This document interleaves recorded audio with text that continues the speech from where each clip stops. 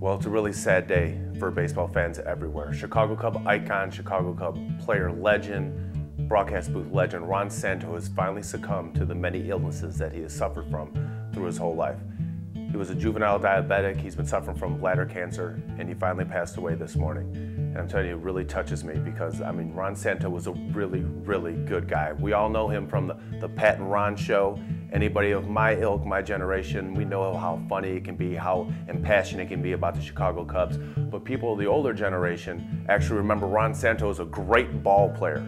Guys, he belongs in the Hall of Fame, and it's really sad that he has passed away because he'll never see himself go to the Hall of Fame. He'll never see the Chicago Cubs win the World Series, and he really wanted to do that.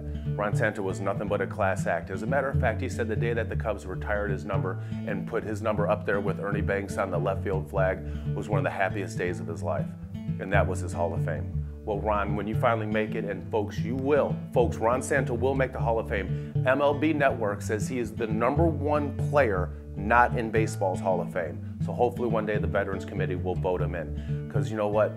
All those scenes of Ron Santo running down to the clubhouse and clicking his heels after a Cub victory, I mean, that is exactly what the Chicago Cubs were all about in the 1960s. It was about his hustle, his play. And folks, think about his play. This is why he belongs in the Hall of Fame. Yeah, 277 career average, 342 home runs. In the 1960s, during the pitchers era, that was absolutely incredible. And 826 OPS for all you sports geeks out there, that was pretty good. Ron Santo, you had a great career, you had great numbers, especially for the era you played in, but most importantly, your story, a man who battled diabetes throughout his whole career, who secretly would have to inject himself with the insulin in between innings so his teammates wouldn't find out. I mean, how many other players can deal with that? He was the first great professional athlete in America that played with diabetes. You belong in the Hall of Fame, Ron Santo, and too bad the Cubs couldn't win the World Series while you were still here. You'll always be in my heart. You'll always be in all our Cub fans' heart, Ron Santo. This old Cub, you'll surely be missed. ChiTownMix.com.